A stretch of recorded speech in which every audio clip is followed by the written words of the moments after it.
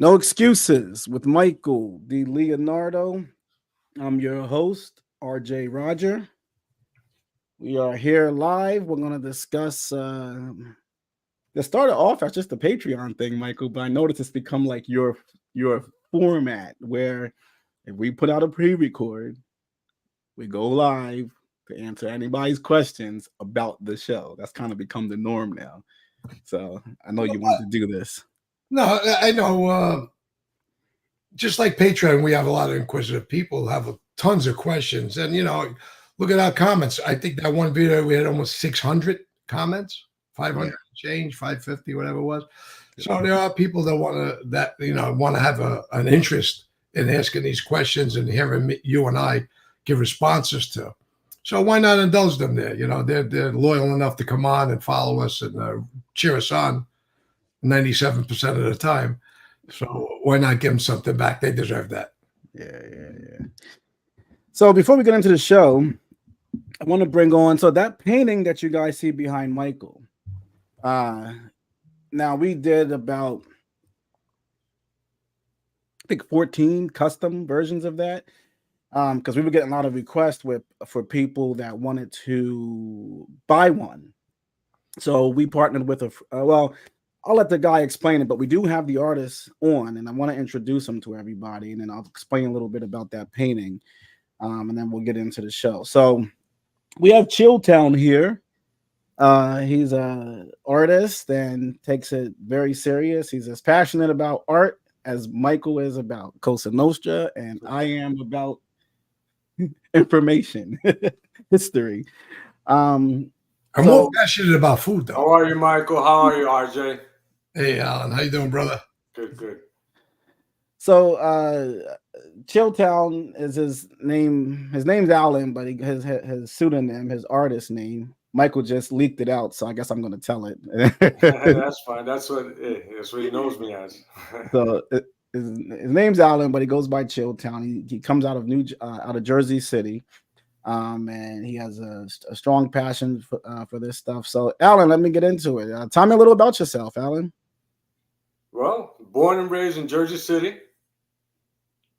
And, I got into the art. I came into that late 70s, early 80s hip-hop culture where I was one of those guys that was on the mayor's list, defacing. Yeah, tag. And I had if she ever hears this, Miss Esteban, my high school teacher, pulled me off the street and says, "You got to put your stuff on canvas." And I've just been painting ever since, legally. So this painting that's behind Michael. Now this originated as a gift, a surprise. Yes. Can you explain a little about what made this whole thing? What made you paint it? Where the idea came from? What made you gift this to Michael? Before that, like the one on the lower left, someone had asked me, "Can I paint an American flag on a piece of wood?" Because they wanted to display it.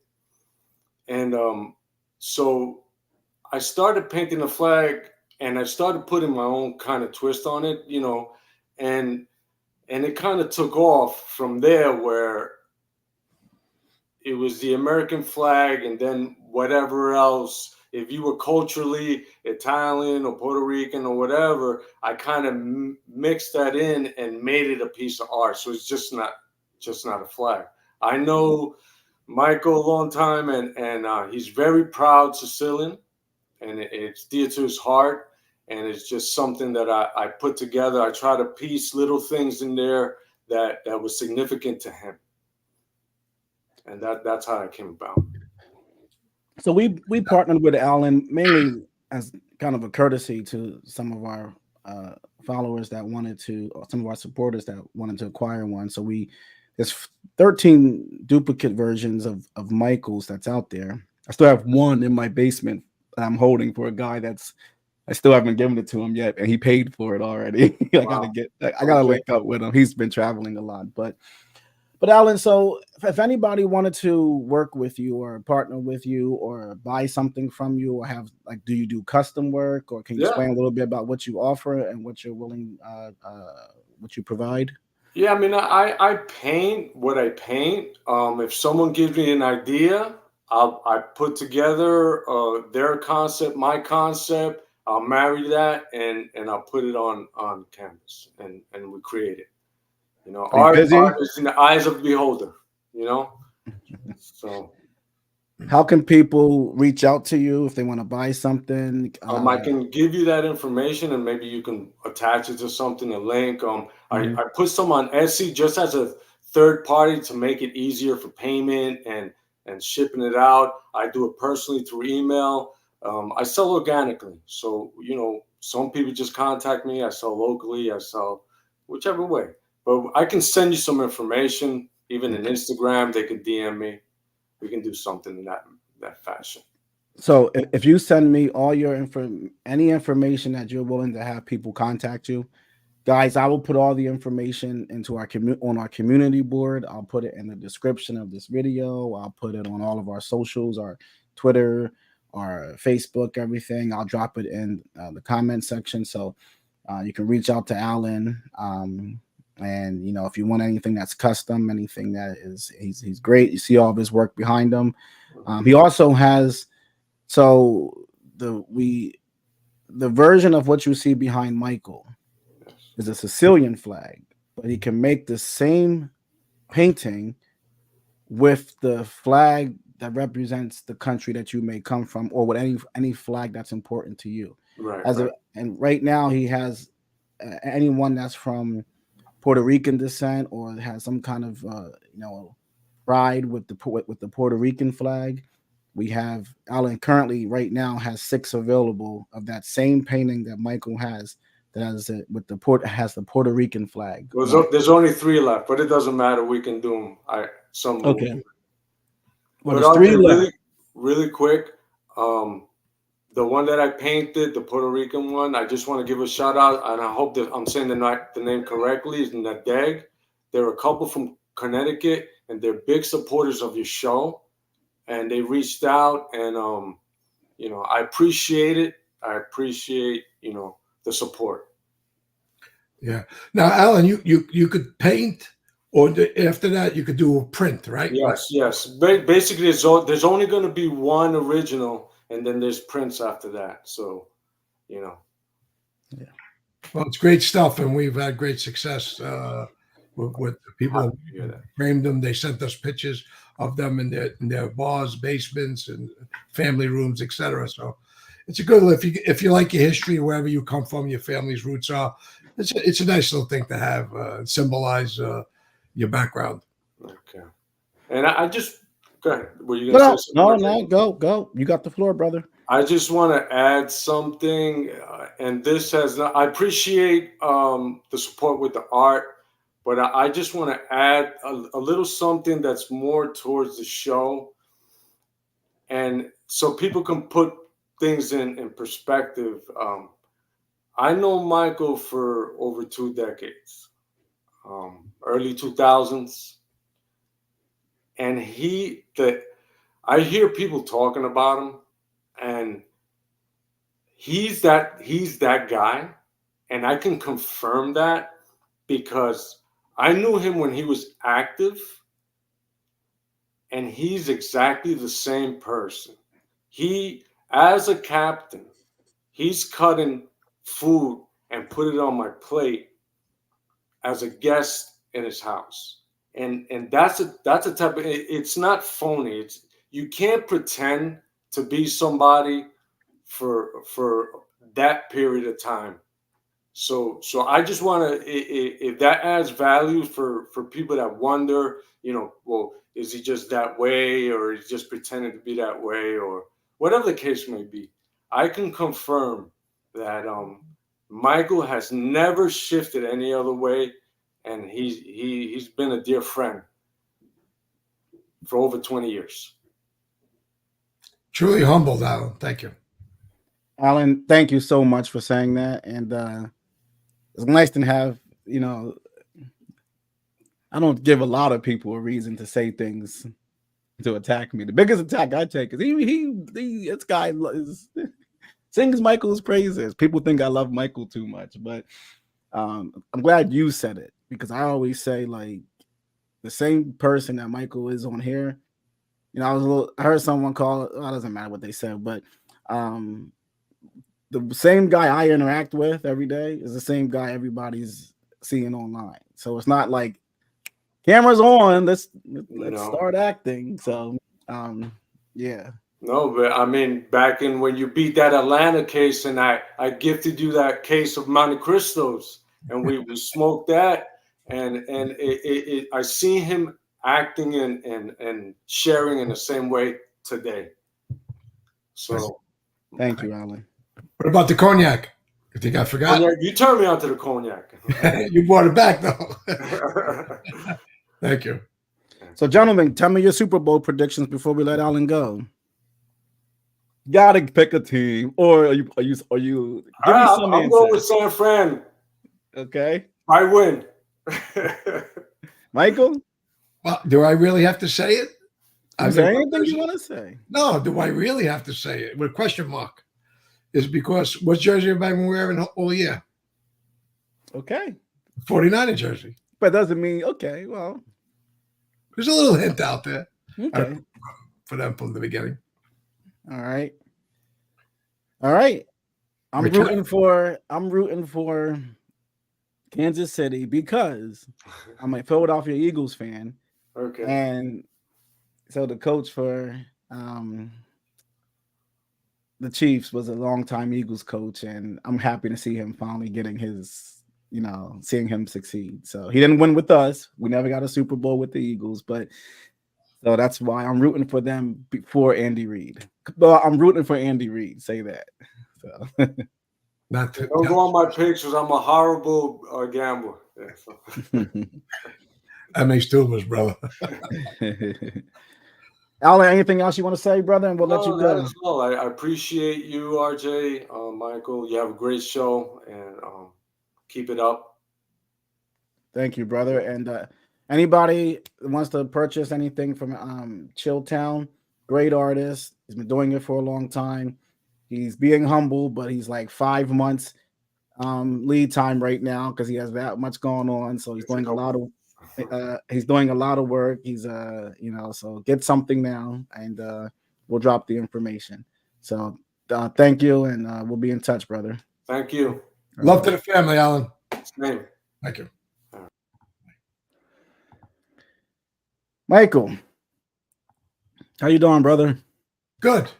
Only one problem. I was going to put a little paint in my hair. How's it look? Looks fantastic. You tell that to all the guys. You kind of look like a gangster.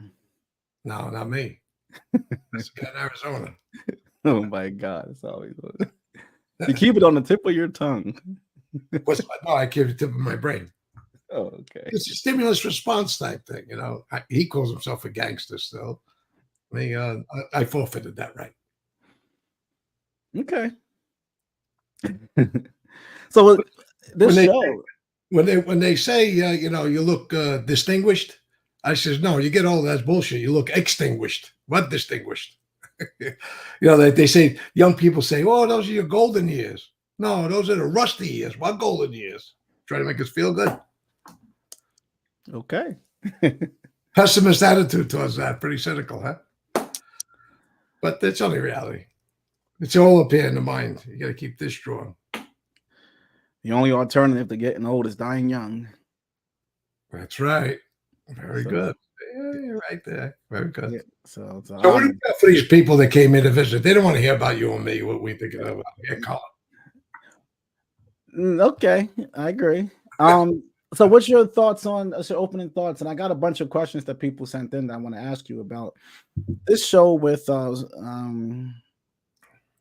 Sammy and John. This is one of the questions that have been asked for a long time, like especially now that you're here and the tapes are out, and the tape's been out. People have talked about them before. I don't know that anybody, or I'll say largely a lot of people didn't really completely understand the tapes. You really helped to break it down for the novice listener, for the guy who doesn't really know the life and the lingo the way as an insider does. So you broke it down from an inside perspective, put it in layman's term for an outsider to understand. And now you kind of formulated a picture that looks like John Gotti had every reason to kill Sammy because of things that were happening in the family. And they both were probably at a point where it was time to decide what they were going to do with each other. Fair enough? Oh, yeah. You know what I think, the tapes are tapes, and we hear people get caught on tape. Sometimes, people are just being blowhards or braggadocious or just blowing off steam, whatever it may be. When you get caught on tape, usually it's not flattering to yourself or others, right? But what I thought I wanted to bring into the tapes was multiple personalities. Now, people didn't understand John Gotti Sr. They just heard that he's a buffoon, he's uneducated, he's got a filthy mouth, he talks like a real thug, a buffoon. But I try to bring out as much as John's personality and how the guy really is and how he speaks. Sometimes, again, how we speak doesn't mean the message you're trying to convey. It's taken the wrong way. And then when I take John's personality, how he navigated his whole life just about into a very critical time after the Castellano murder, and his thinkings, his frustrations, I knew the guy. I knew how he spoke outside of those tapes. I seen the guy in relaxed, calm settings, and I see him very angry and at me at times. So I thought I could bring that mix into it about John's personality. And then you have the other guy who I know since 8 or 9 years old, whatever it was, as a kid, and looking up to him in the neighborhood and gravitating. He gravitated to me. I gravitated to him. We were extremely close. So I know Gravano's personality. This isn't just listening to tapes and breaking it down. Sure, I had advantage because I know the personalities of these people. I seen how they changed. And motives and methods, what was going on, and manipulating. And then frustration on the tapes. Again, I was on the outside of that, seeing things go on and pondering myself and saying, what the hell's going on here? When you see your friends being executed by your own friends, you know where it's coming from. It hurts. And then you hear the tapes and everything unfold, and you hear what was in John's mind and the machinations, his frustration, how he gave absolute power to his underboss. Well, his underboss was for a really short time, but somebody he trusted since the plot of Castellano. Entrusted everything. So this is what I hope I was going to bring to those tapes, outside of just going through what John really meant, or what Sammy meant, or Frankie Lowe meant. Why wasn't Frankie answering? Frankie's position. Frankie was taken aback throughout those tapes at times, then concurs with John later on. And everybody can have their opinion about, was Frankie just appeasing John, or was he really afraid to answer John at times? That's all up for speculation, and everybody's the right to answer that. So bringing that all together, you could see between those two guys, because John is dead. He died in jail. He died the way a mobster is supposed to die, for his true beliefs. He did everything right or wrong. That's everybody's opinion. But he lived up to what he did, and he died a horrible death. Where Gravano now is out there telling everybody who he really is. This is the guy that manipulated John. This is the guy that manipulated Tano. This is the guy that manipulated Paul and everybody else in his whole life. He manipulated all his friends, best friends. So it seems like an anti-Gravano, but I'm just telling you where he was. There's nothing else to say. And now a guy like John Gotti, it realizes it when it's too late. He fooled John. Smart guys, I see some comments here. John was so smart. How could he get fooled? Well, when you have a marriage and the other person cheats, you got fooled, didn't it? Yeah. It's like anything else in life. You know, it's just you go to doctors with malpractice. Did they really be malpractice? The malfeasance? What was it? Yes, we could go down the line. We're human beings. Sometimes when you love somebody in life, you go like this. You close your eyes, or you go like this. You close your ears. You go into denial mode. The accumulation, the culmination of these tapes is what brought John to this rage. And he realized what he had on his hands. Somebody he needed. He needed Gravano. He was a necessary evil that John would put himself in a box with this guy after Frankie DeCicco dies.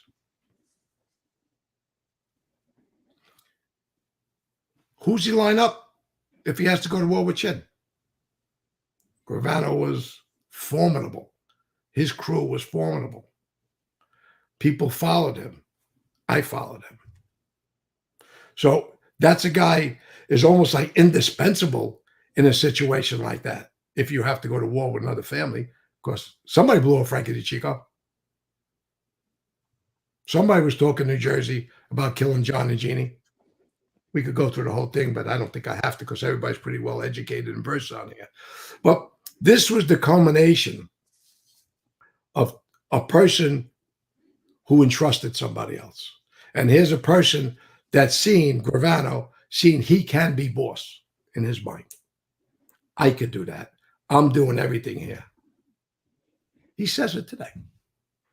So it's nothing that I'm making up. This was always in his mind. It just came out now. His evilness, his plotting and planning, manipulation. He's still the gangster. He's still the ultimate gangster, I should say. He's the guy that was wronged by one man in his mind. So he threw away his oath and everything else. So I'll take you to questions. That's a brief summary. I didn't know you were going to say that, but that's what comes to my mind. So guys, anybody that has not, just so you understand, we broke down everything that was presented at trial against John, as far as the Raven Light tapes are concerned. So when we say the tapes, there's about 16 hours that we went through, and we read every single word. And Michael answered, what does this mean? So they're all available. We have 2 of them on YouTube, all the rest are on Patreon. And to the show that we're discussing right now, part 1 is on YouTube. The second one's on Patreon. And I gave a 6-point analysis as to what my theory was. I had Michael respond to if he agreed or disagreed with me. And then he gives a very deep analysis as to what his theory was, which is in the part 2 video. I did read a lot of the comments. I read all the comments underneath the video. Some of them were, was RJ trying to just make a balanced show? I was not. Okay. Everything I said was what I believe. So it is my opinion that Sammy was a powerful force in the family at the time. I don't think you can separate 2 things. You can feel how you want about Sammy, but I don't want to, like, it would be unfair for me to pretend he wasn't who he was. I don't think you make it into the administration. I don't think there's been thousands of made members in the Mafia. Few have made it to the administration. It's no different than the 46 presidents that we had. There's been thousands of politicians, but few presidents. You don't make it that high up unless you're somebody that has some know-how and some knowledge. So I do believe that Sammy was somebody important in the family, and that's somebody that yielded a lot of power at the time. Michael, first question. Are you ready? Hold on 1 minute. There's something up there. There was somebody made a $20 donation. I missed the name. But then there's THB359. What does that mean? You see it? Let's see here. Let me find it. I'm a little bit behind here. Ooh. See, I should have turned the thing down. We got, let's see here. That's Jeff. And they do $20 donation. And let me see. Let me keep going. Thank you, Jeff. And somebody donated, looks like 359 something. I'm not sure what that is. It's got a decimal point and 2 zeros. Joe Q, I know who you are. Thank you very much. If that's what you did, it's unnecessary to go that much, but Yeah. you added a lot to the site, and thank you very much. I appreciate it. Thank you for the donation. We appreciate it. I can tell you we do use all the donations towards. So you guys have seen some of our meet and greets. We did. I've only made videos on 2 of them, one in Jersey, one in Fort Lauderdale, but we've between the ones that Michael's done on himself, ones that I've hosted more on the East Coast. We've probably done over a half dozen by now, right, Michael? Yeah. Yeah. You're doing, yeah, and you're doing one on Tuesday. So, you know, we do try to meet up with everybody. There's no charge over here. Everything's paid for. So, well, let me give you a little bit about Joe Q. We posted a picture of him. He's a DJ, big DJ in Thailand, and he gave us a big shout out in Thailand. And Joe, if you send me some more pictures, RJ and I will, and Mikey, we'll post them because we got a good response from your picture. I think people find it interesting, different part of the world that you set up in and became very successful. So great, thanks for that. Appreciate it. Yes, thank you, Joe. Appreciate the donation. Mikey Jr.'s in here too. Yeah, there's a lot of people in here. I'm glad I wrote all the questions down because it's hard to go through all of this. So here we go. Michael, is it fair to say that because John and Sammy never got permission from the commission to kill Paul, that their tenure in charge of the Gambinos was always going to be short-lived? 100%. I'll give you a little bit more than just a short clipped answer. If you look at it in the commission's eyes, John was an illegitimate boss. He was being appeased at this point with meetings and everything else. But as we see in history, because if Frank DeChico gets killed April 13th, 86, Borriello gets Eddie Lino gets killed in, I think, November of 90, just before John gets arrested with Sammy, Frankie Lowe, and Tommy Gambino. That's the second death. And then right after that, Bobby Borriello gets killed April 13th of 91, 5 years on the anniversary of Frank DeChico. So, yeah, they weren't playing. Chin and Tony Ducks, who was still the boss at the time, when they made this pact to take John down, deemed him an illegitimate boss. So he was on the commission later on, but this was the old rock him to sleep, and when we get him, we get him. There was also a plot to kill Gravano. They tried to get him, but they didn't. That's when I think they hit Eddie Lino. So yeah, this would have kept going on. And there's the tape, the infamous tape with Bobby Manor and his guys talking about killing John and Gene. So yeah, if you're a legitimate boss and you did nothing wrong, there's no reason to kill you or your men. So yeah, it was a great question, and he was our legit boss, but in the commission's eyes, he was not. Yeah, Sammy and Gaspipe have some theories out there where they vary a little, but the central theme is in both of their books that Chin said someone has to answer for. Right. Someone has to answer for Paul. Right. Sammy wrote that in his book, that Chin did say that to them in that room. Someone's going to have to answer for this. What did John Gotti mainly care about besides his mob family and his whole family? Did he like cars, boats, etc.? Oh, he loved boats. Not guilty. It was Carlo Vaccarezza's boat. A guy very close to Jack D'Amico for decades. John took a real liking to him. Maybe a little too much with the gambling. Carlo liked to gamble also, bet horses. He had Denoy Restaurant, ran Denoy Restaurant, was partners with John and others in that restaurant. But he also had the boat, not guilty. And that was one of John's favorite pastimes, was boats. There was another guy, Giorgio Fortunato, around Sonny Saccone. He had a pretty big boat. and he would go on there. I was on it once with John. Went to Connecticut, and John really relaxed on boat trips. He really was a relaxed person. Told me a lot on those boats. Did the judge in the Gotti trial allow them to get a severance, or was a severance requested? If the judge would have allowed a severance, but Gotti wanted them to stand trial together, it leads me to believe there is some truth to Sammy's claim that Gotti was trying to get Sammy to take the weight. What are your thoughts? Well, there was a severance in the case. Tommy Gambino was severed out. And even John gave it to Glasser about that. About I'm not holding him back from getting the severance, because it was intimated that the John may have been keeping everybody together. Well, look, there's no such thing as throwing anybody on the bus. You really listen to the tapes, listen to your conscience, listen to just the moral structure of somebody saying, "You take the weight, Sammy, and I'm going to go free." If I was Sammy Gravano, I'd punch John in the face. But it never happened. You can't get it. They're inexplicable, these tapes.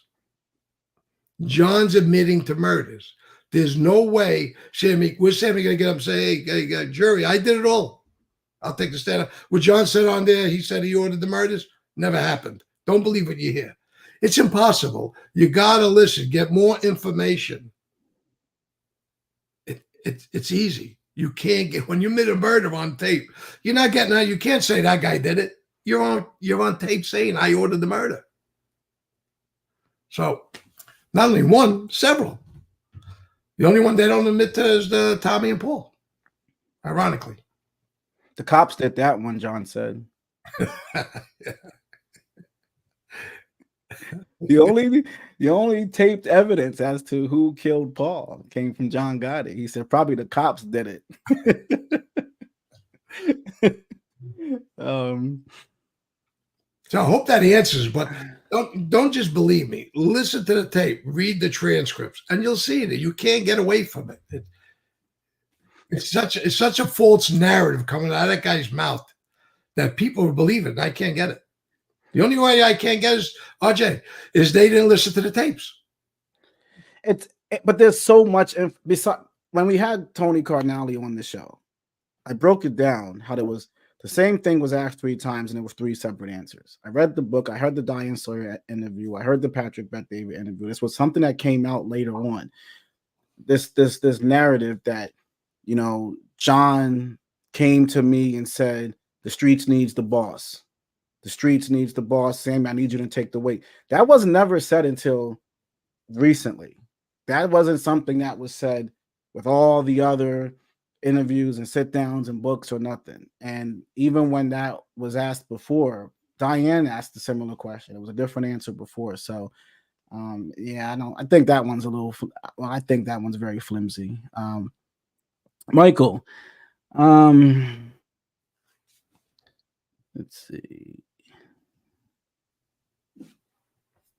Did John hang on here. Let's see.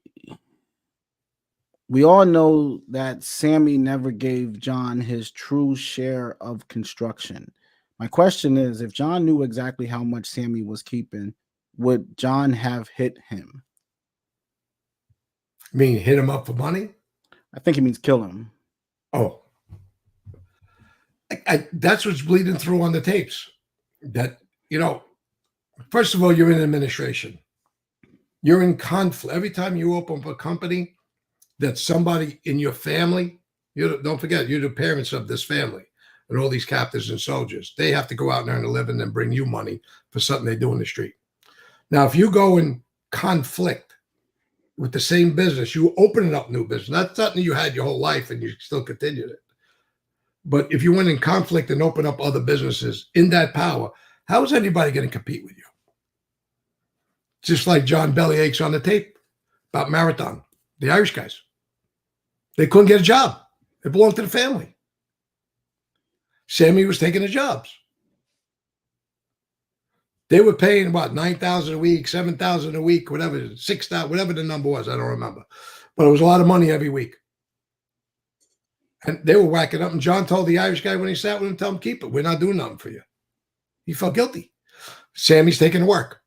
So if you're in there, you're in conflict with your family. The soldiers are not going to like you. They had nothing to say. What are they going to say? Why are you going into the business? No, that's supposed to come down. Why are you going into that business? You know, Joey's got that business. Why are you going into that business? You're competing with us. So all those little businesses Sammy opened up weren't really little after a while. He was making a huge earning from what and who he was. He represented the administration and the construction business, in which he opened up construction companies to compete with the family. It's wrong. Again, I said this in the past. When I opened my business, Metropolitan Stone in Staten Island, and I was going to do, the year I got closed down by Giuliani was, I was going to do, we projected to 20 million. I went to Junior and asked for permission.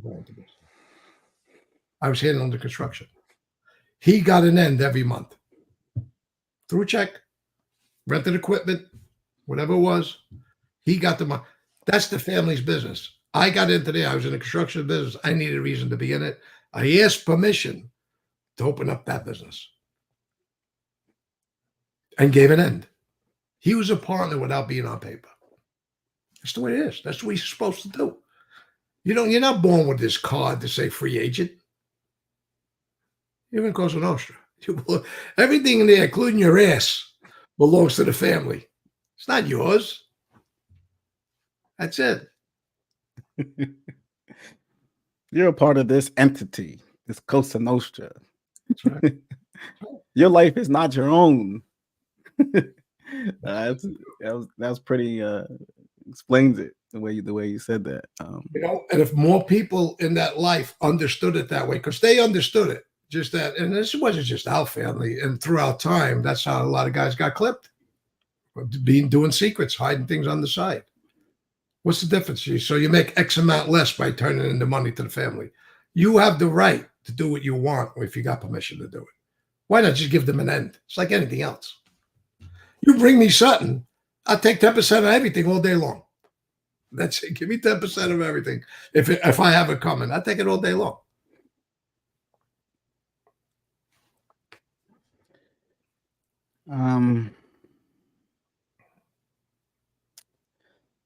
Did John ever take steps to rein in Sammy? Sammy was taking work from Marathon, directly taking money from John. There you go. I just said that. Yes. And also, yes, John's on tape saying he spoke with Sammy, and he says that he told Sammy 1 million times. Exaggeration, of course. He must have talked to him several times to pull it back, pull it in. Maybe Sammy didn't realize what he was saying. I don't know. Sammy's too smart not to know.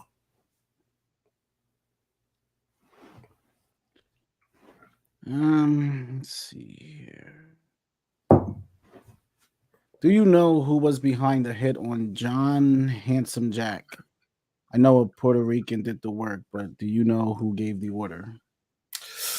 Yeah, it was a guy around Jackie, the actor. I don't remember the story too well. I got to think about it. But yeah, it was somebody that was close to Jackie, the actor, that had that done. Jackie was really abusing the guy from what we understood. Who really killed Frankie the Chico? Oh, that was Chin plotting with Guess and Tony Ducks and Vic. Is it fair to say that's a fact? There's nothing ambiguous about that. Guess came out and said that when he flipped. That's what the government stood by. They knew that was true. It was his guy. It was a guy from the West Side that was loaned to them, a munitions expert, and it's a fact. There's no undoubted.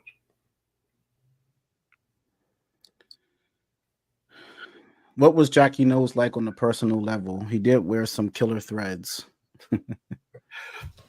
You know what? He was more conservative with his suits. He was more conservative. He wasn't like a Joe Watts or a Danny Marino or even Jackie the actor was a more upscale with his suits. Jackie was more conservative, sharp dresser, but very conservative. Jackie was a distinguished looking guy. You know, he had the olive oil skin, the curly graying hair. He was a distinguished looking guy. So he didn't dress like John Sr. or Joe Watts or them, but there was shop dresser. Was John at your induction? If not, what was it like when you met him as a friend?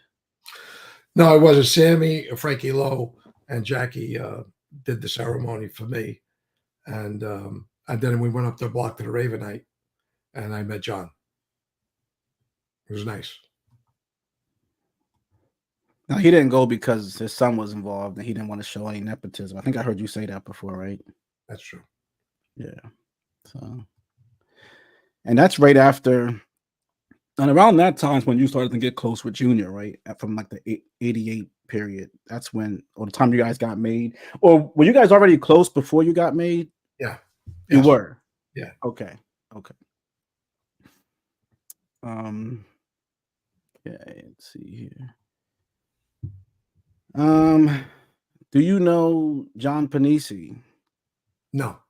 From what I understand through somebody that I met him when he was around Junior, but I don't recall specifically. I met a lot of guys that Junior's friends at that time, but now made guys. Why would the family choose to shelf rather than to kill a member? Well, it depends on the boss. It depends on who the boss was and how egregious the infraction was. Way back, the shelf was a joke. Guys didn't get put on the shelf. There were occasions where guys were, but they didn't use that like it's used when I was around. The shelf was used more than killing. The propensity to kill was outweighed putting on the shelf. But it depends on the boss, who it is, and who's driving, and what the infraction was. What were the thoughts on the street when Joe Messino flipped? I was away. I was already away. If a wise guy wants to move out of New York City area, does he need permission? Absolutely. Yeah, and then I'll give you just a story about myself. After my Atlanta case, I met Pete and Richie Gotti for dinner, and I just had come back from Florida for the second time. And he says, I heard a rumor you're looking to move to Florida. I said, who told you that? I'm not looking to move to Florida, which I was looking to get a place down there, but you would have to get permission. So he says, well, you're not going anywhere. I don't need another captain in Florida. You're staying here. And this is months before we both get pinched in June.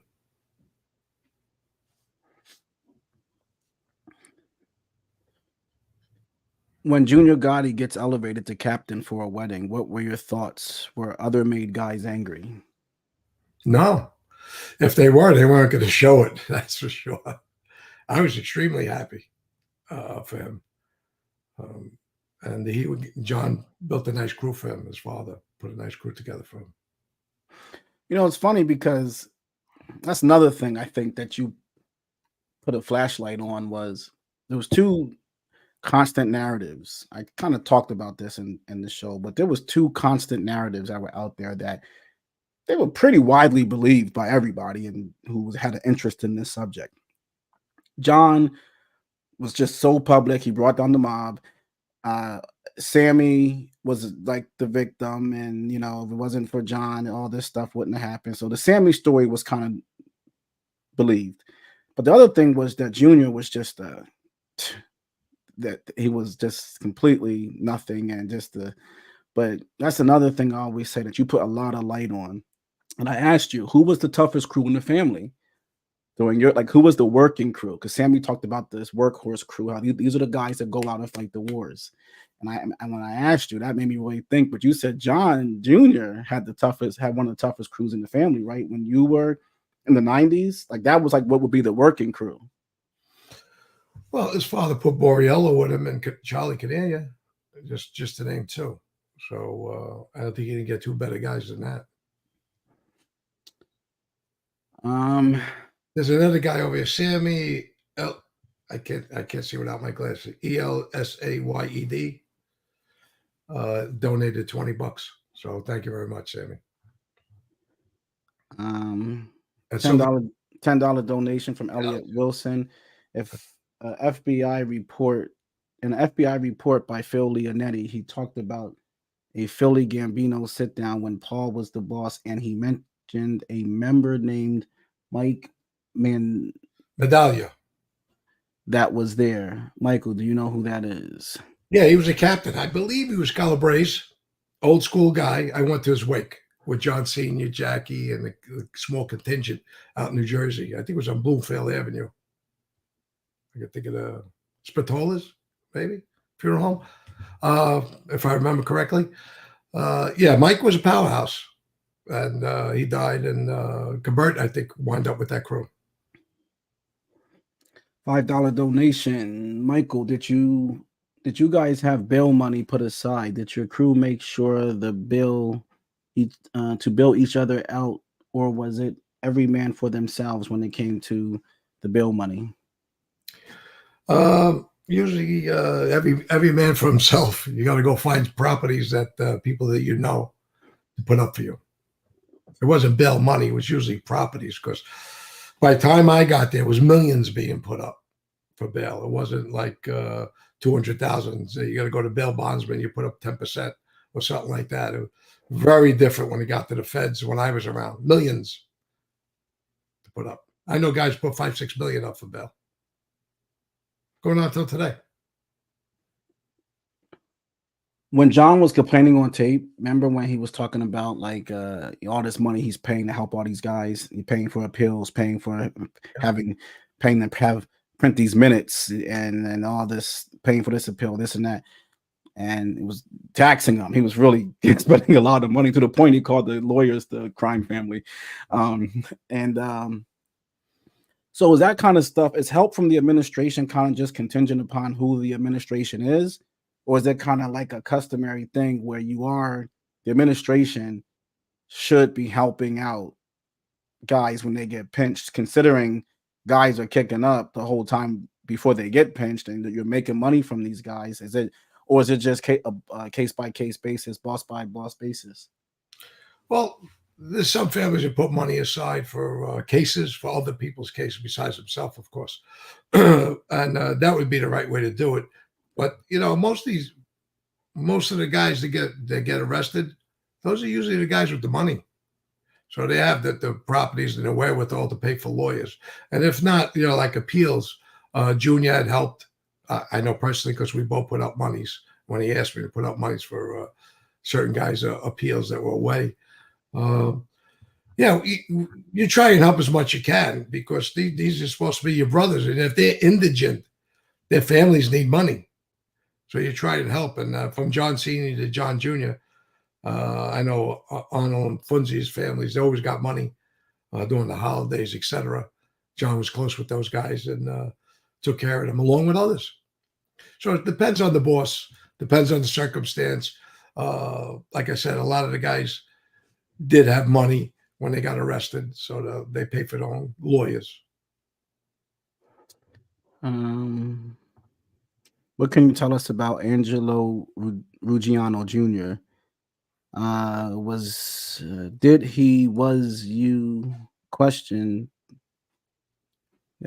he your friend? Oh, was he your friend in the street? I'm guessing that's what he's trying to say. No, he's much younger than me. It was Angelo Ruggiero's and Johnny Boy's brother. Angelo was the father.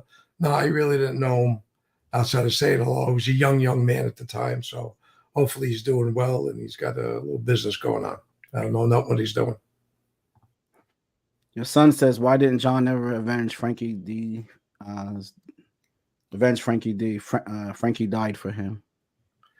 Yeah, that's a major question, Michael. And everybody out there, it's something everybody always asks. You know, I was puzzled along with others just about basically, like I spoke earlier, they knew where it was coming from. The hierarchy knew where this was coming from. And it's bizarre that John, Sammy, Frankie Lowe never acted after Frankie the Chico was murdered. Very bizarre. Of course, they were still killing guys. Don't forget. Gas pipe doesn't get arrested and flip. Oh, who knows who goes next? Junior definitely is on the hit list. He's definitely going.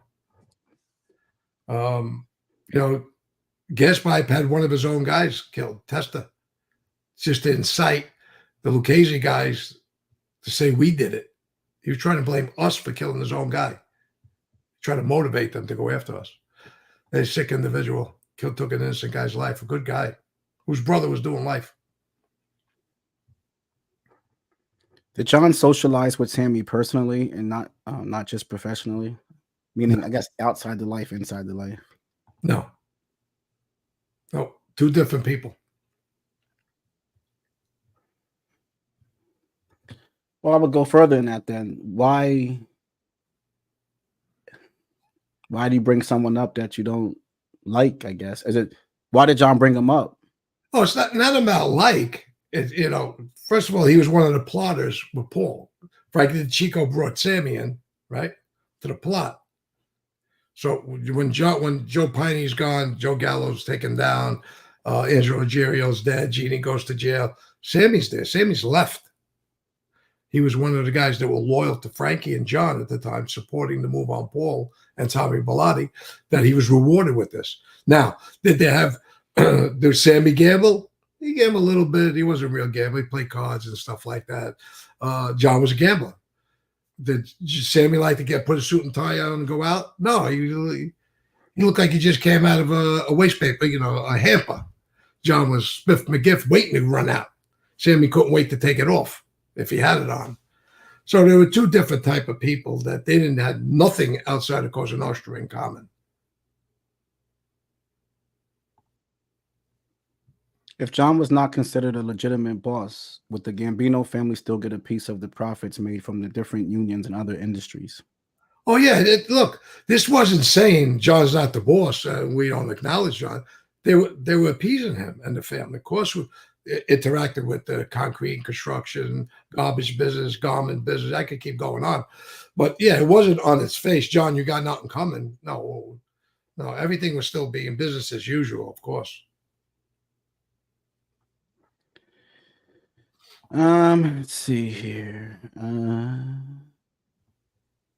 How good of friends were you with Ronnie Truccio? We weren't good friends at all. We were friends. I respected Ronnie in a couple little beefs that he sat down for somebody, and Ronnie played the game the right way. He had open ears, and I liked what he said at these meetings, and he showed me that he understood the life. We weren't friends. We didn't interact. We didn't have that type of relationship. But he would be around Junior, come around, see Junior. He did the right thing. He was a good soldier and a good captain.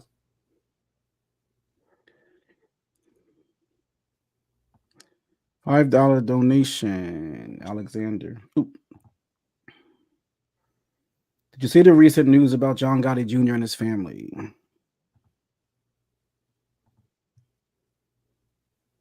I heard something, but I'm not going to get into that. It's not my business. Look, just to make it clear, anything with people's personal families, I think it's off limits online for anybody to talk about. That's my opinion. I wouldn't like anybody talking about my kids or my wife's, ex or present. So, and I think it would be really out of the realm of this content. Talk about what goes on in people's families or bedrooms, etc. I know Sammy likes to jump into other people's bedrooms, but he don't like nobody looking at his bedroom. So, but he's fair game, by the way, because he opened the door with everybody else. He's not immune to get a response, and the response will come, guarantee. But no, I won't comment on that. It's a sad thing that people have to go through, no matter who's right or wrong when it comes to women and children. So I wish everybody the best. That's all I could say. Agreed. $20 donation. Michael, are Florida and Vegas open? What approval is needed? I hope to help another out by donating towards a subscription. Be well. Oh, thank you, Vince. That's very nice of you. Yeah, we will definitely apply your money to somebody who needs it. When we've had a list right now of people we've been signing up again. The economy ain't that good, And we got some loyal people. So we are to help people with that. Thank you. Like everybody else that donated today. No, Florida was just about always open, and Vegas was open. California, everything is open. I mean, you could say maybe Chicago's not, and New York. You know, and I know other families are going to come into New York right now. As John said, Jersey guys, go find guys in New Jersey to straighten out. Stay out of New York doing that. But Florida's really been always open, except for Tampa. You know, you had the Traficantes up there. You had to go through them. And the east coast of Florida, with Fontainebleau, Diplomat Hotel, all the major union functions, international functions, were held at the Diplomat. I think even until today, they still may be doing those events. So, yeah, Florida is pretty much open. Let's see. Michael, did you guys have bill money put aside? Did your crew make sure to bill out each other? Or was it every man for themselves when it came to bill money, $5 donation? You did this one already. Yep. Okay, I had it started still. Let's see this one. Hey, Michael, is it true that members who have another $5 donation? Thank you, Patrick. Members who have just been made have to pay the bill in the restaurant for everyone, like it was shown in The Sopranos. Well, look, you got a lot of courtesies. Wise guys got a lot of courtesies, including myself, where ownership would not give you a check. But you managed to really, really overtip in those cases. And, you know, it was something that, you know, they didn't do as well. I'm afraid of these guys. Most of the guys that did this were really happy to have you there and wanted you to pick up the check. Don't forget, a lot of business came in through wise guys eating in places, especially the younger guys with girls going to bars and nightclubs, etc. Did business with linen business, tomato business, selling them water, etc., provision type stuff. So they showed their appreciation a lot of times through that. And then there's other guys that you know, bully. They put a little bit of bully on them. But I wouldn't want to eat that food because you don't know what goes on in that kitchen. That's funny. Someone's making fun of me. Things drop on the floor. Or somebody's making fun of my tattoos. They said they're not at the very, well, whatever. These are the signatures, the actual signatures of my two dear sisters, who I love more than anything. So that's their actual handwriting tattoos. Wait a minute. You don't mean that. You got a wife and you got a daughter. I know. Not more than all on an equal level. No. These are my dearest sisters who I love. You guys, no one been through more than them. So I have their names, their signatures tattooed on me too. Always a reminder of be strong. So $20 donation. Cheers. Thank you. We appreciate it. Michael Caruso's here. Donates $20. Thank you. Hey, Michael, what you think of the Joe Columbo stuff on Patreon? We'll be live tomorrow, and we can discuss that then. Yes. All of that stuff. Guys, we will be live tomorrow on Patreon. It's almost 500 people typing in the chat, so I'm very sorry, guys. It's impossible to answer every question, but I am going to ask as many as I can. Michael, did Casso ever give up the explosive experts? Yeah. Yep. He did. Let's see here. Michael, what type of person was Joe Piney, aka Shorty? I really didn't interact with Joe Piney at all. Zero. Hello and goodbye. That was about it. But he had super respect on that First Avenue crew, downtown crew, as we know. He was a major force. His brother was the one who killed Albert. One of the guys who killed Albert. So he had major juice in that family. And you could look, there's how many pictures do you see with him and John standing on the corner of FBI surveillance pictures? And Piney is listening to John, not the other way around. Not to take anything away from Piney. John respected Piney, of course. Who's a bigger criminal, Trump or Biden? No politics. No politics here. There's no right answer no matter what you say. We get attacked both ways. So Gotti wasn't really a moneymaker. You know, Michael, I mean, the statement in itself says something because you always said John wasn't a money guy. He was happy with just having a ham sandwich, a tuna sandwich. Well, look, he liked money because he liked to gamble, he liked to eat, he liked to dress, that like everybody else you get in that life. But as far as I think I know what Sammy means is he wasn't a creator. He didn't go out and create businesses. Now his son, way opposite. His son was a creator. His an innovative mind. His mind was always working on doing something legitimate, property, and I say legitimate question marks, of course, through our influence and power. But he tried to establish that empire-ish, legitimate foundation, like glass shops, junkyards, property, construction, whatever he could create, he did. Where the father said, "I'm the boss. I trust you guys. Bring me money. Bring the family what we're supposed to get. Let everybody else eat in the family. Make sure everybody eats." That was John. He just was happy being the boss. Yes, like Junior said, what's he saving that money for? We're all going to jail. He had a way with words, I'll tell you that. He was right, though. He knew where he was going. That's what I always say. Like, one of my favorite things that have happened in this since we've been doing this. And God love him. I'm not putting him down at all, but Tony Cardinale was shining some light on some possibilities that maybe John wasn't involved in the Paul head. And you say, no, hold it up. That's a crowning achievement for John. We're not taking that from him. He got exactly what he wanted. He wanted that. He's proud of it. There's no point in taking it from him. He was a proud gangster, and everything that's happening right now on YouTube and on Netflix and books, everything is exactly what John wanted. He wanted to be remembered as the greatest gangster ever. And when you said that, I said, never thought about it that way. So, all right, $20 donation. Michael, can you speak on how NYC was during the 80s crack epidemic? What did wise guys think about it? Seeing photos of the Bronx back then looks like a war zone.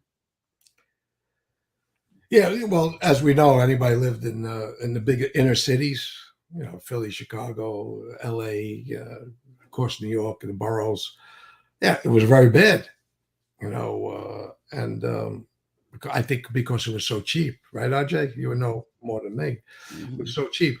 But what wise guys think about it? Well, all the wise guys didn't like it, and some of them took money from guys around them, younger guys that had guys dealing for them. Then into the 90s, there was wise guys who had routes, younger wise guys had routes, and a lot of younger guys around them dealing it right in the neighborhood, in schoolyards, corners that they brag about it. You can watch shows out here. They talk about their pot corners and crack corners and everything else. It is a timeline thing. Old school versus young-minded people and what they thought about it. Sorry, guys, I keep leaning in and squinting my eyes. I have a ring light in front of me and it's blinding me, so I can't see that well. But Michael, question for Michael. Did you spend much time at the Gold Club? My friend's dad was there. What was the lawyer for them? And the Taj Mahal in Marietta, where I used to work. Love the show. Oh, my friend's dad was their lawyer. Which lawyer? We had 17 lawyers in that case. Guys like Bruce Morris, Bruce Harvey, Craig Gillen, Steve Sadow, Don Samuel. I could just keep going. There was 17. They were all great guys. I had a lot of fun with them.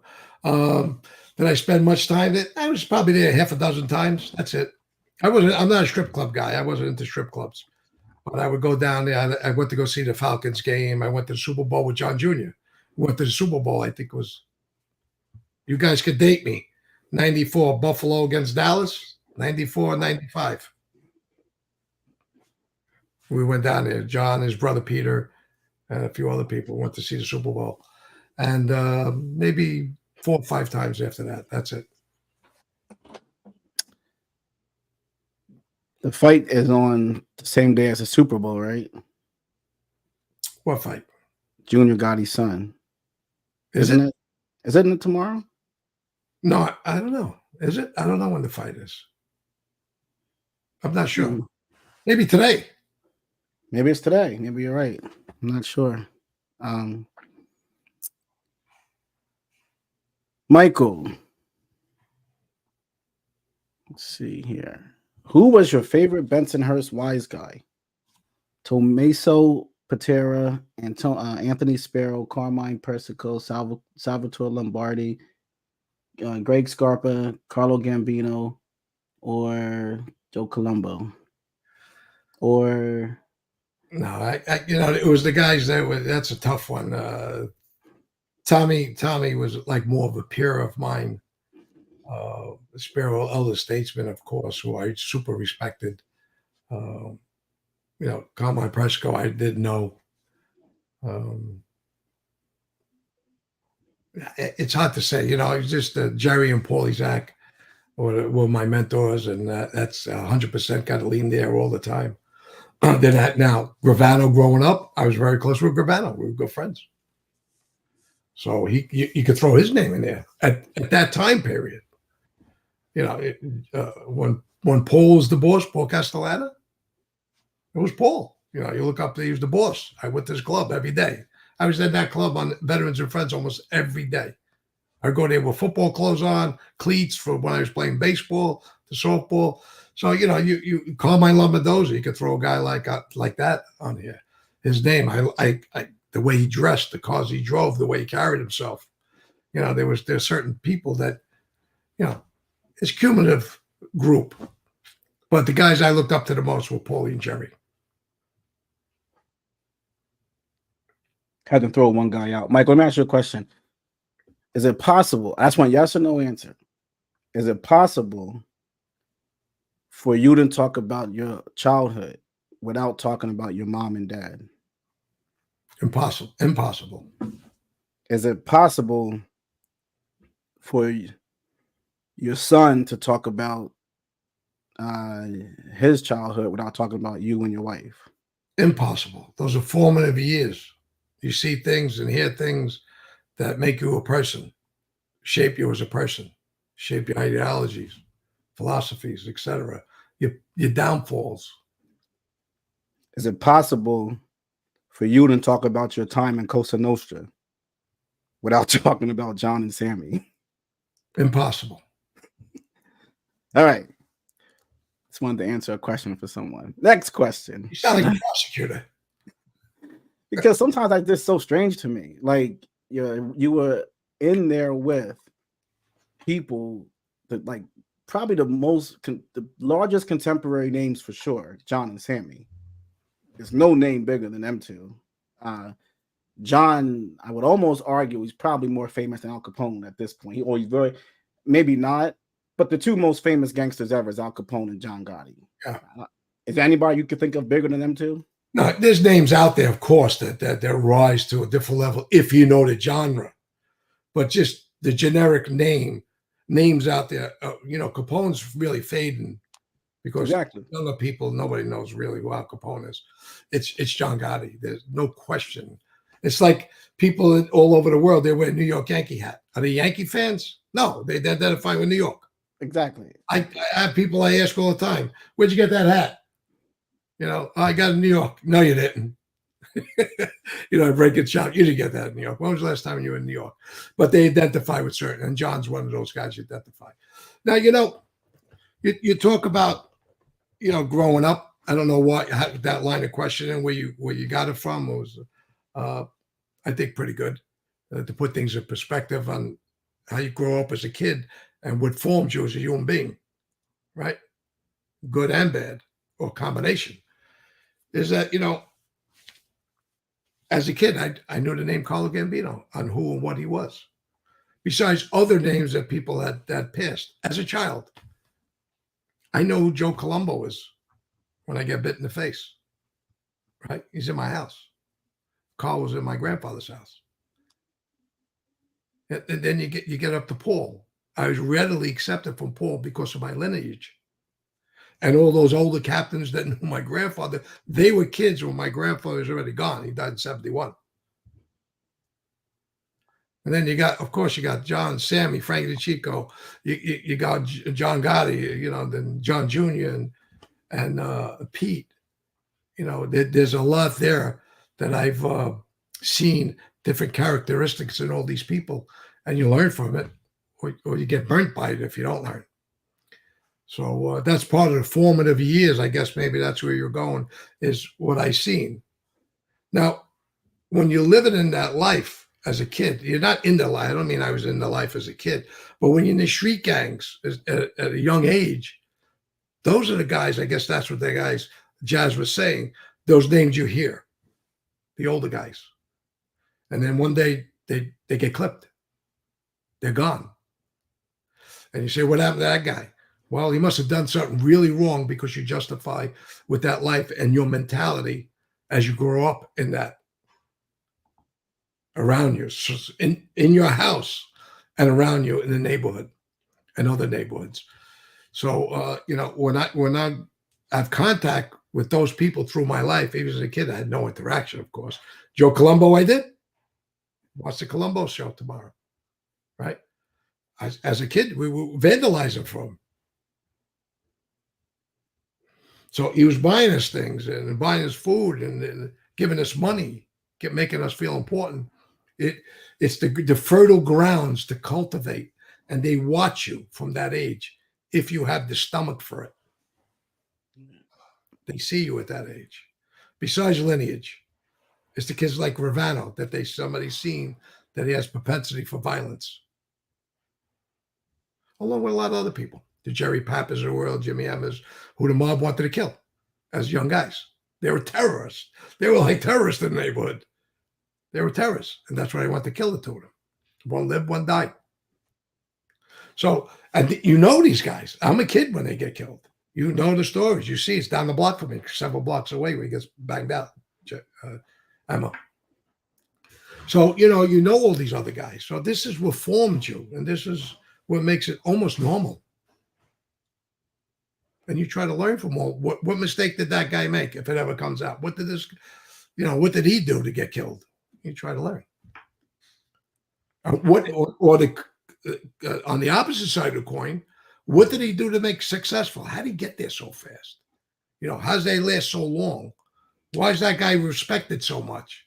And you watch sitting in Paul's club every day as a kid with long hair down to here, right? The 70s, hippie days. There was hippies and hitters at the in-between haircut. And you watch all these guys, the way they move. And then one day I became their equal or greater. And you know the way they treated people before, and you try to treat them a little differently. Because you're younger, they may resent you. So you have to show that deference, even though you get a little bigger position than them. Because everybody could die, no matter what you are in that life. Ladder goes up, and then you could come down, as I know. So it's at that time, you try to take everything as a teaching lesson from a little boy until you're in that life, and you never stop learning in that life. Makes me think about something. If you were having an argument, you're a made guy, you're in Costa Nostra, you're having an argument with Roy DeMeo on Monday at 10 o'clock, and you're having an argument with Tommy Gambino on Monday at 12 o'clock. Is your heart rate the same? No, it's not. You're not really arguing. Again, it's you don't view it that way. That's why I'm asking you. So I want to clarify for everybody, because I heard Michael Franzese got asked the same thing, and he about someone, and he said, we don't fear each other. It don't matter who you are in that life. If the order comes down, you have to go. So if they call me to go do something, I gotta go. It don't matter if it's who it is. It could be. So is that what you're kind of saying? Like, it can be a guy who people look at like, oh, Tommy Gambino, he's just a business guy. Roy DeMeo chop people up. But you don't look at them any different inside the life, do you? In the sense of how you would deal with them. Well, how I would deal with them. First of all, you got to know if you're right or wrong and what you're getting beefed over. If they're beefing against you and you know you're wrong, You know, they already went to their skipper, or if they're a skipper, they went to their boss, the boss. Understand? So you know you're wrong. You ain't going to push back too hard. If you push back too hard, you may get clipped. You know what I mean? So, you know, you got to know the position you're taking, and you have to do as respectful as possible. That's why you're not supposed to raise your hands to another person. That's why you don't bring a gun to a meeting.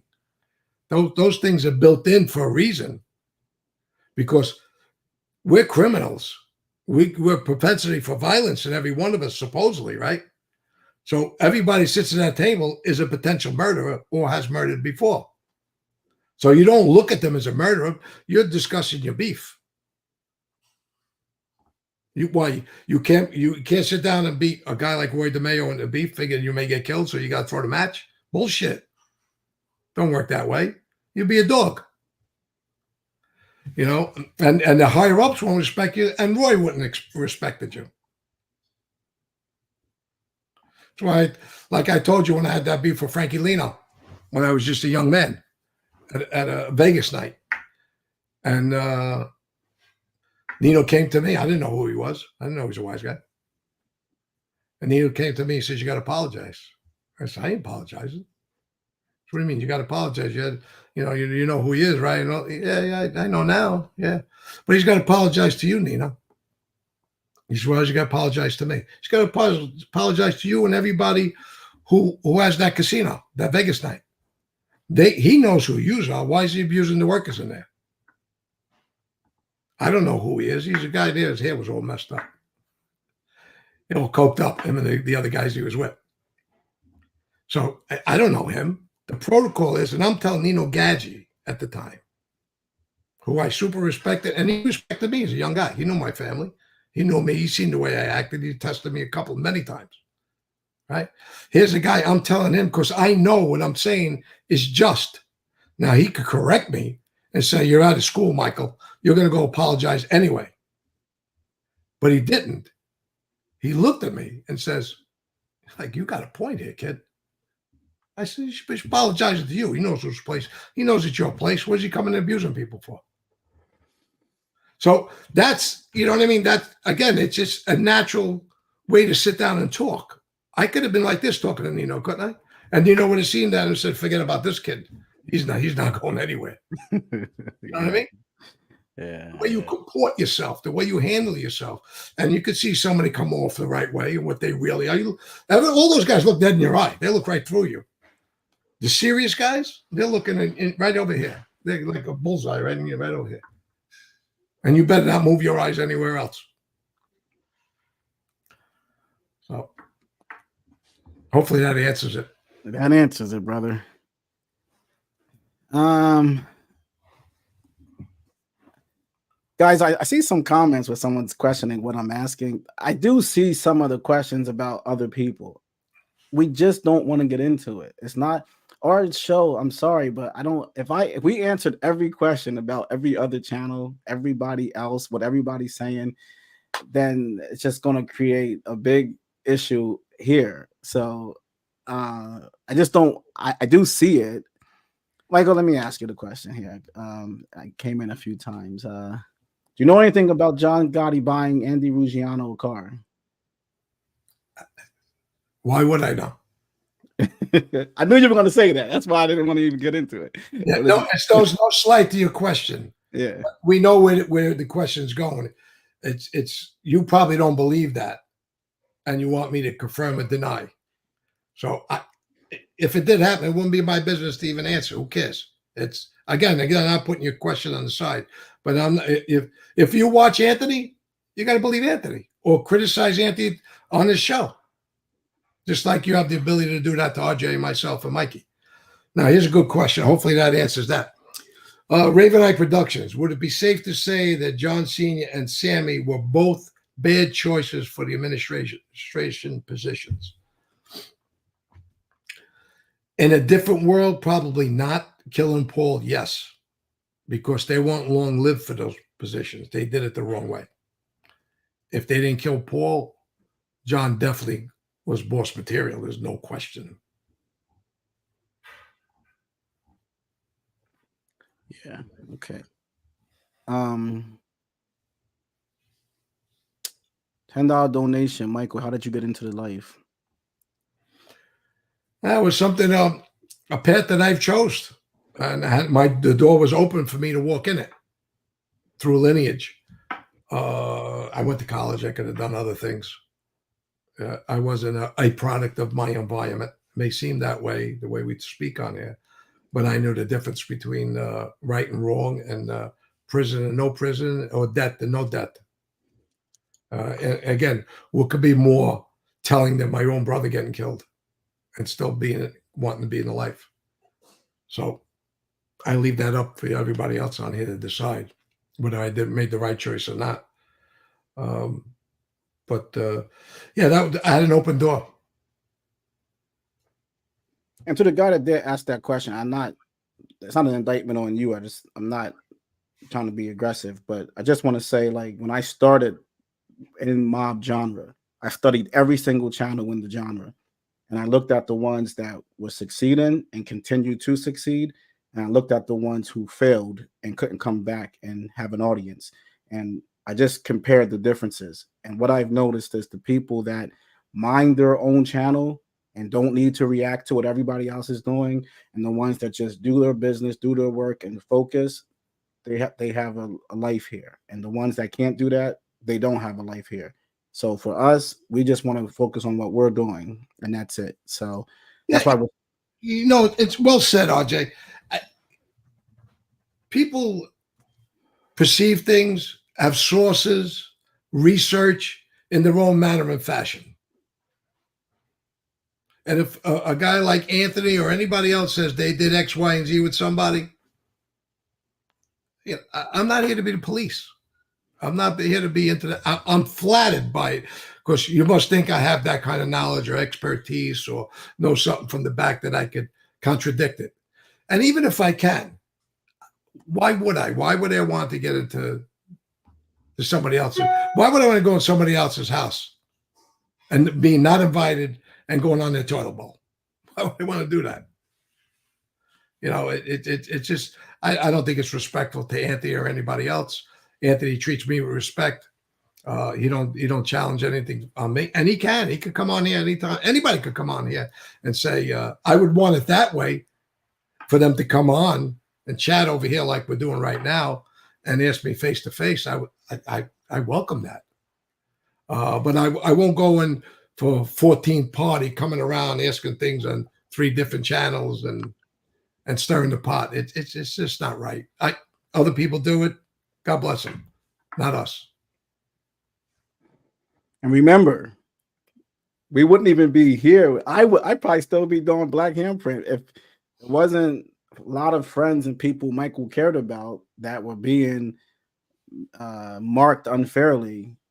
Is when you combine that with me and his son saying, "Come on, the last capo," I wouldn't even have you here right now. So, well, I just want to clear something up, because it sounds maybe contradictory. And you brought up a good point. It's my motive for me. They're gonna say, "Well, what could you do to Sammy?" Well, he's my motive. He's one of my motives while being here.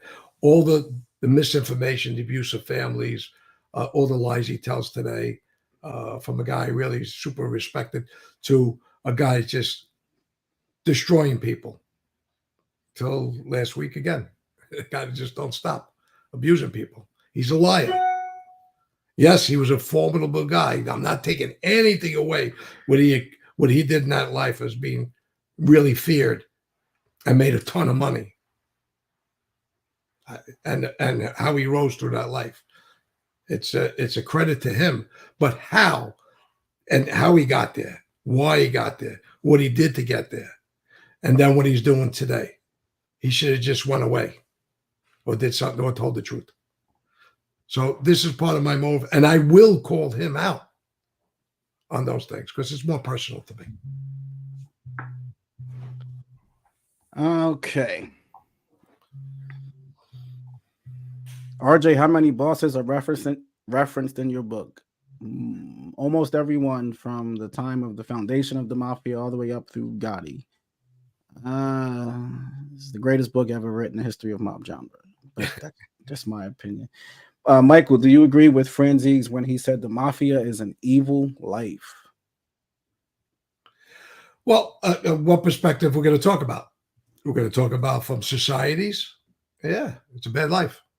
We're going to talk about for something that's been ingrained in something I believed in. I thought it was a good life. Did evil things and bad things happen there? Absolutely. And go back, I'll give you another one. Guys of Gaspar Gravano, ilk et al. It took away from what it was really foundational. Started in Sicily and then all over Italy with the other groups, what it was. But as from an outside for society perspective, absolutely, it's a criminal organization. You can't say it different. But people are still talking about it, including me, making a living. Not a real living, but earning from talking about that evil life, aren't we? If we really thought it was that bad, why should we even talk about it?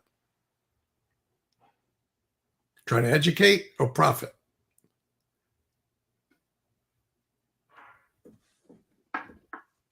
And that's what I always try to tell people. There's a difference between like ideologues and analysts. Mm-hmm. I kind of pride myself as, maybe I'm self-indulging a bit, but I kind of try to look at this from an analytical perspective. I don't understand the theory of rat bad, murderer, extortionist, drug dealer good. I just don't understand the perspective that has been ingrained from some of the narratives within this genre that everybody that ever cooperated, you got to assume they're a liar. But everybody that ever killed someone, shot someone, killed their friends, sold drugs, extorted business, we can believe their story more likely. So I look at it more nuanced, that the mafia is an organization, and within that organization, you have a whole mixed bag of things to look at. And I look at it from a historical perspective. I can talk to anybody and try to bring information out on it. Largely, I would say the life is a bad life. It's going to destroy your family. It's going to destroy people around you. And it's going to probably end up with you dead, in jail, or always looking over your shoulder. That's kind of how I look at it. And you know what? Your perception as an outsider, not in the life or have any attachments to anybody in that life, criminal organizations, gives you the right to analyze it from the outside and critique it. Because as that guy said about Michael, if Michael says it's evil, yes, it is evil from that perspective. I agree with Michael on the outside. But being a member and a former member, yes, we could say it's a bad life, of course. You wouldn't be in your right mind like Gravano, again, saying he's still happy he killed all these people. And he's still a gangster. So he can never say the life is evil. He can only say himself's evil when he looks in the mirror. But for me, it's more cathartic for me to what I'm doing today. So.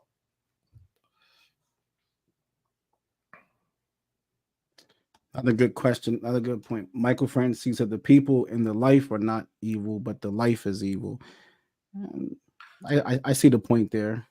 Yeah, but evil's not in a box and you open it up. Hey, what happened? 2 guys just died. No, it's the people, those few people, they leave that indelible mark on history because nobody's going to talk about the good things in the mob. We only talk about murders, right? Everybody talks about murders or the evilness or the criminal things they put together, phone card business, almost $1 billion with the sex lines and concrete, extortion and, all the rest of it that goes into it. But the violence part is what brings people to watch this stuff. Every movie. You don't have sex and violence, it's not going to sell. Yeah, no, I agree. I've known people who were many street people who were not evil people, but the streets itself and the actions you're going to be required to do is not going to be that great. Michael, why do wise guys always complain that nobody takes care of their families when they are in jail? Aren't they wealthy enough? They always come home broke. Well, the other misnomer is, from the outside perspective, that all wise guys are rich. That's not the case. Jack used to say, there's an acorn on the floor. 10 guys are jumping on it, looking for that one acorn, metaphorically speaking, about if there's something to be earned, a whole bunch of guys are going to try and claim it. A lot of guys are broke out there. And it just goes way back. I always give the example because I've been asked this before, is that the mafia, and you can agree because you were in the mafia, but the mafia is just like any other organization. So if you take a big corporation, most of the people who work for that, it could be 10,000 people in that corporation. A lot of them don't make a lot of money. They're just working people that are working month to month, week to week, trying to survive. And then you have a high executive or a few amount of people in there who make a lot, have a lot, and it's a few amount of people that have a lot, but most people are just living day to day trying to survive. And I think that in every family, 90% of the people are just regular work, have an income that's consistent with about a working person. Well, I would say there's a middle class, a poverty class, and a rich class, and the percentages are probably consistent. How would you say, Michael? Yeah, I agree. And when you get made, right? When you get into that life, you have obligations. You have to go out and create. The thing is, the administration wants to be healthy money wise, so you have to go out. The part of your job is to go create, bring money in, make money for yourself, bring money in. So what they afford you to do, besides giving that umbrella of protection, right, insurance that nobody can bother you because you're a wise guy now and you can move around, is you have the ability through other family members in your family and other families to make deals. You want to go out and sell tomato sauce.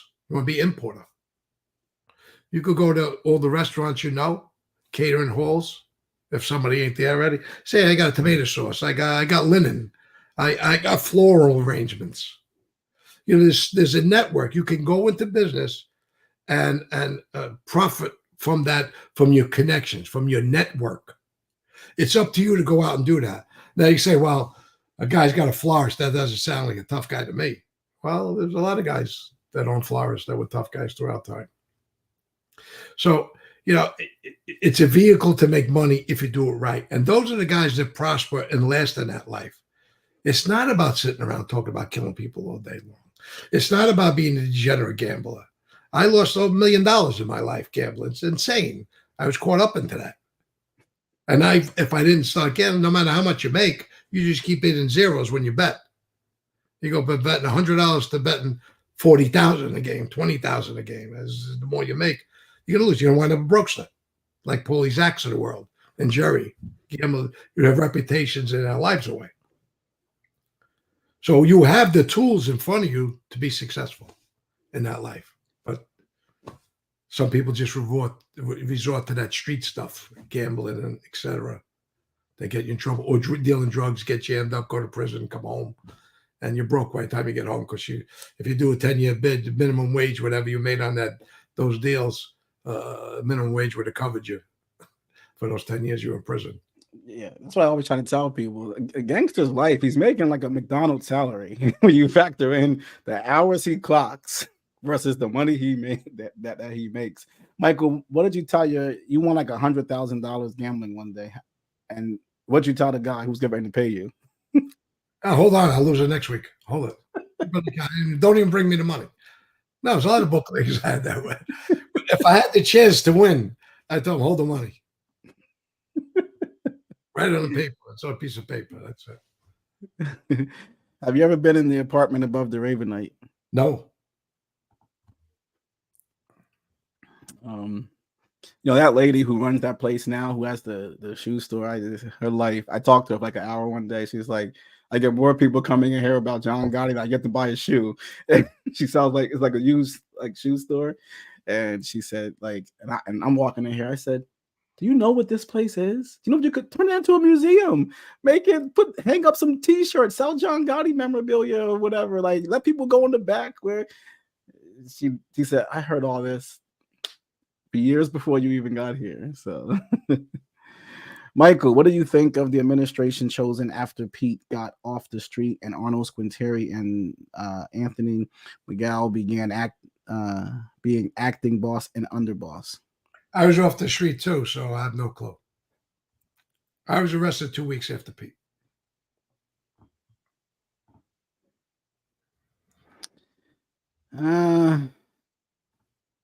Michael, did you have some business with the Westies and their boss? No. Roscoe. Negative.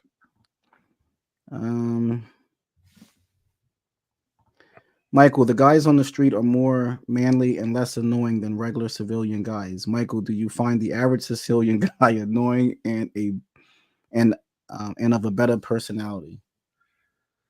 Everybody's different. You take everybody where you call. I'm in Florida, right? So you get Midwesterners at times. They really don't have a warm and fuzzy feeling about New Yorkers. So it takes a little while for them to adjust to you if you're in their company. That over time you can win them over. Let's say it's a cultural difference from state to state. The United States is from state to state. You could even say from city to city is so diverse. So it takes time to get to know somebody. What's the most cash you ever stashed away? Michael, I tell you, people love to know about money and murder. Those are the two big questions on here that they like to hear about. How much money do you have? How many people did you kill? Well, Sammy, I think probably, I don't know, maybe 250, 300 all at once. But I had a lot of money in the street. I had 550,000 Shylock money in the street, besides other businesses and stuff. All right, guys. I tried to ask as many questions as I could. We're over by 30. Well, let me finish that up. I gambled. You had it. Then where'd it go? Where's that little bundle I had? It's gone. Michael, but what were you thinking? This is what I always want to. If I could be inside of every street guy's mindset, like I don't live a life where the cops should come knock on my door. So I don't worry about if I overspend a little, it's okay. I get another paycheck. I don't have to. I'm never going to be locked and behind bars away from me take care of my family. But if I could be inside of a street guy's brain or head for one day, I would want to know. Like, you got to know you're going down one day. You got to know you got 2 kids, a wife, and all these things at home, and they're going to come. And even if it's not here now, it's going to come. And what are most of these guys thinking who just spend it all, then they can't pay bill, then they have no commissary, they can't take care of the kids. Like, I just don't understand it.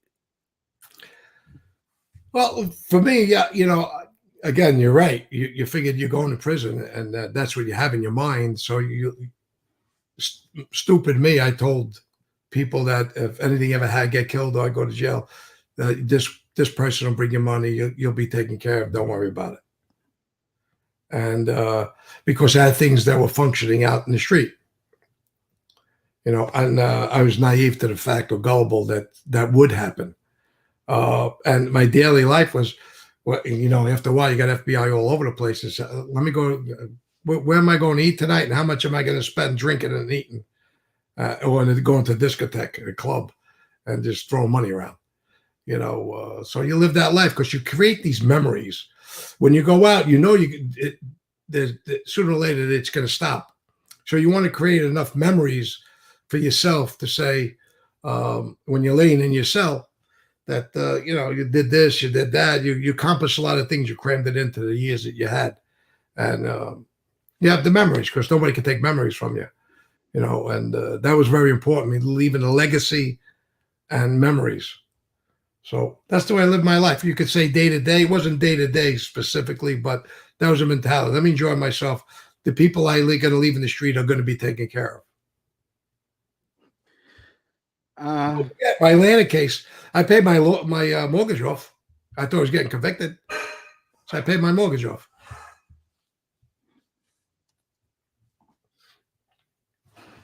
Okay. RJ is the best co-host. Your chemistry is amazing. Thank you. Do you guys know what it's like? I'm like the opening act next to Michael Jackson. Like, you know how hard it is to be next to Michael, this guy that has a Brooklyn accent and this cadence and all. I saw a comment. I can listen to Michael talk about paint drying. I say yes. Now put me next to him, and then So thank you. I appreciate that. Do a great Dave. job. Dave, redrop your question, and I'll ask it as my last question. And let me give you another question, Michael. Let me see. Did you ever get beat for money as a Shylock? And if so, how much? Yeah, of course. Yeah, there's always guys that lay down. Since I was a kid, 16 years old, I guess, when I started Shylocking, and until I got arrested in the last case. Yeah, absolutely. It's a great question. And I was a very, very soft Shylock and bookmaker. I had more of a mentality to make a deal with somebody that didn't have it than to press them to give me something they didn't have. Look, when you're bookmaking, right? And a guy comes up lame. You don't. What lame means they don't have money that week to pay their debt. You think you're the only bookmaker that they're betting with? They're betting with. A gambler will find anybody, any opportunity to put a quarter in the phone, or at the time a dime in the phone, and bet with somebody with their mouth, not with going there with cash. So sooner or later you're going to get caught up. And when you give out money to for a Shylock customer, you don't think he's already hit a couple other guys before you? You know they're going to be jammed up. So if you don't do your homework on that person, you're going to bury them with debt. And I learned that as I got older and older. And I was very specific in who I gave money to. Don't forget, Junior backed me with the money. He made me hold some money, and I put that money in the street, besides turning it over and building the business up. So, yeah, of course, you got to... You can't have a heavy hand. You can't be putting people in the hospital over money unless they really intentionally beat you, and you give them an opportunity. I was a soft Shylock. Who was the CI who gave up the apartment above the Ravenite? I don't think it's one. I think it's multiple. I evaded your question. Now, someone's been asking, said they've been trying to get this answered for a while. They sent it to me on Instagram. A little long, so I haven't read it yet, but I'm going to get through it here.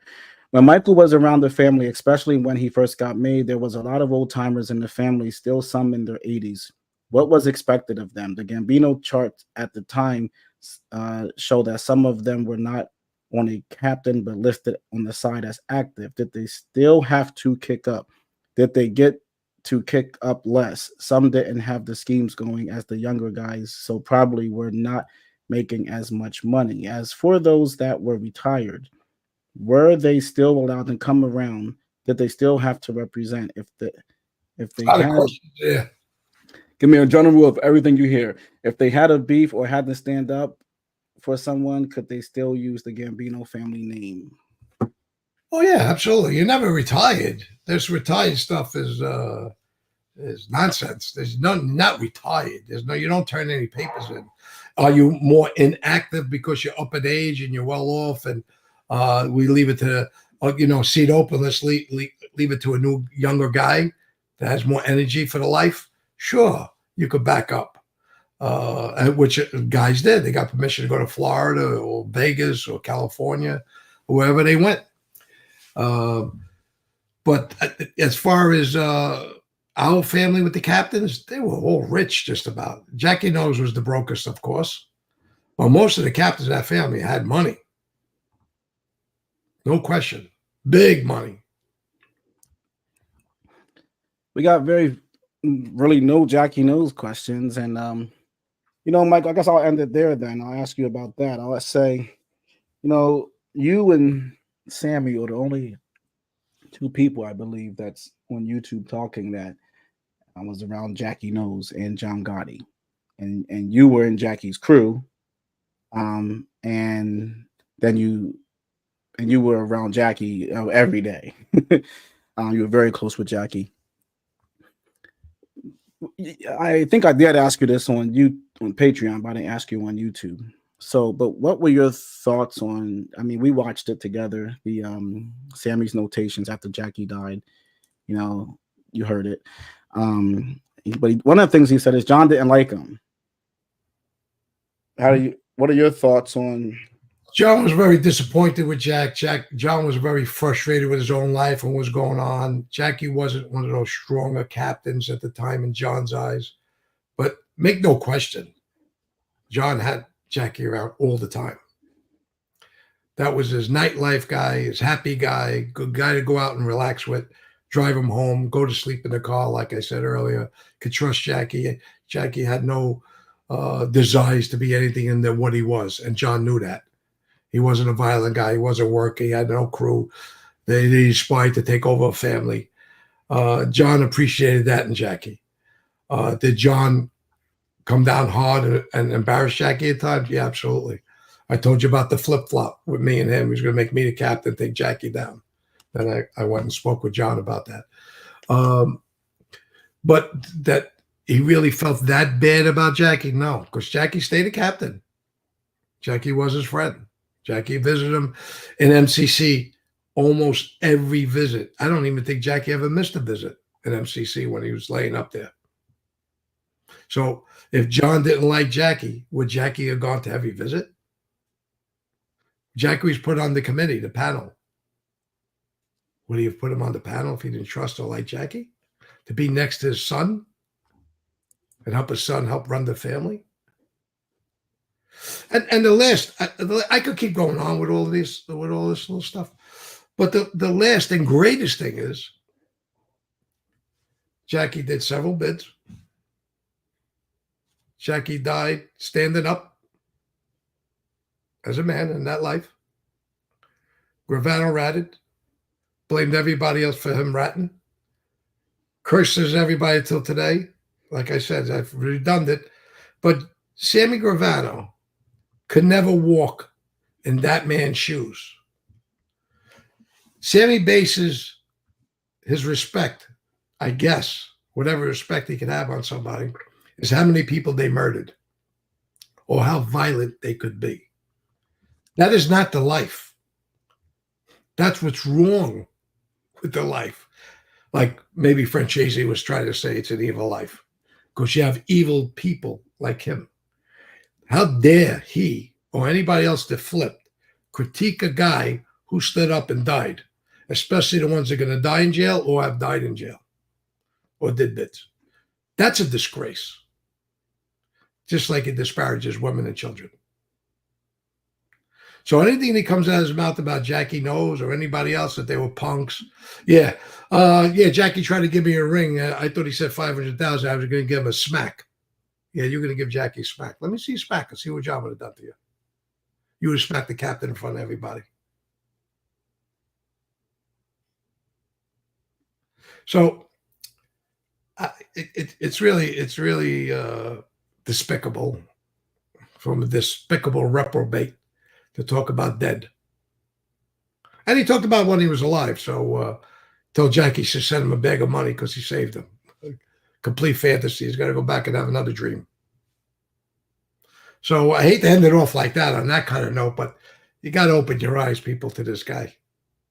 He's just incorrigible. I don't know whatever he did. I got to find the word. I got to go look at the dictionary. Maybe go look at the dictionary, find the right word for this guy.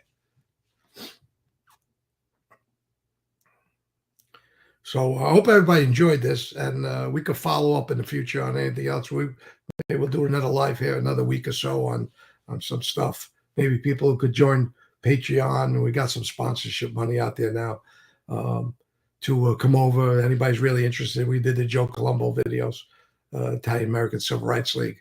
Extremely interested. I really liked our last part. I think it goes into what we're about, RJ, what some of the people say on here about us, how we go about this business. We just want everybody to be happy over here and get an education. And again, if you have a different opinion, that's a good thing. Bring it. We'll talk about it. Yeah, if we I wasn't quite sure how Joe Columbo was going to be received because, sometimes you get thought is you got to stay in this mafia pocket, stay in that lane. But I always say our show isn't me interviewing you. It's just discussion based. The same way we talk on the phone, we talk on the show. So we veer a lot and listen to the Columbo show and all these different shows we do. I intentionally, because I want to widen the discussion where you can learn about the history of the mafia, but also learn about what was going on at the time culturally, what was going on around the country, what was going on in the time. And that's what we try to do, is to put some meat and, put some sides with the meat, and where you can get a, full balanced, full balanced thing. I'm surprised when you called me and you said, best show we ever did, historic show. What? Like, you really like that Columbo one a lot. So you know what? It is, again, you encapsulated what I was going to say, is that take Joe Columbo, the mobster, away, and his means and methods and motives, why he started Italian American civil rights. His kids got caught with coins and criminality within the five families, the stigma, Mafia, Cosa Nostra, and everybody's Italian. But if you take that, he started a civil rights movement with the Italian population. And that's what's missing. And after his death, it went away. So if you really think about what Joe Columbo did, the non-Cosa Nostra man, to what he was doing in this big segment, this Italian segment of the population of the United States, and the history and everything that the Italians did with the good part of the Italians, not just this little microscopic people in this country. Yeah, very powerful and influential. I'm not taking that away. But as a population, that he galvanized these people, but by hundreds of thousands just in New York attending rallies. So that's what I think was really lost with Joe Columbo. real quick, someone wants to know how you got the name Mikey Scars. I was a young boy, and teasing my dog with a rag, hitting him like this. When the dog tugs a rag or a towel, I pulled it away, and he went to go get it, and he lashed onto my face and ripped my face off. So I had plastic surgery inside and all that of stuff, a lot of stitches. And that's how I got the name. I was teased as a kid. Well, I was planning a 45-minute to a 1-hour show. It was so many people here that I said, whatever. We'll just keep going. Just so everybody knows, if I didn't answer a question, it's not personal. I wasn't avoiding it. I do avoid questions that are just going to create a whole thing. So I don't ask questions that pertain to other people. I stick to our show. I stick to our channel. I have no response to nobody who has something to say. My response is no response. So if I didn't answer, but if you asked the question and didn't get answered, it's just so many came in. I have probably over 100 more I could have asked. I could keep this show going, but we are getting up to 2-hour mark. So we will be back on live tomorrow on Patreon. So if you guys want to check out another live, we will be on Patreon at 2:30. I will drop a link for anyone that wants to join us on Patreon. Do not join Patreon because you don't have money. If you want to be a part of Patreon, email the show, mdnoexcuses@gmail. We have sponsorship options and things like that. So if you can't afford it, just reach out. We park all the donations for people that can't pay. So you're welcome to join. It's called a troll-free zone. No beef, no problems, big family. Everyone loves each other. It's a great place. I love Patreon. Anyone that has that's on a Patreon or behind some kind of restriction wall, yeah, I'm sure they enjoy their life. Close it out, brother. Well, I thank everybody for being here, of course, and I hope everybody garnered some information and some knowledge out of this, and open up your mind to different opinions. But you don't have to agree with us again, but we just want to put it out there for you to digest. Keep smiling, enjoy your families. God bless. Maybe we'll see you all tomorrow. Thank you. Peace and love. Shout out to everybody. How's that? Can't say everybody's name in the genre, but we shout the whole genre out. We're all one thing here. Take care, peace and love, and we'll see you guys again. Ciao.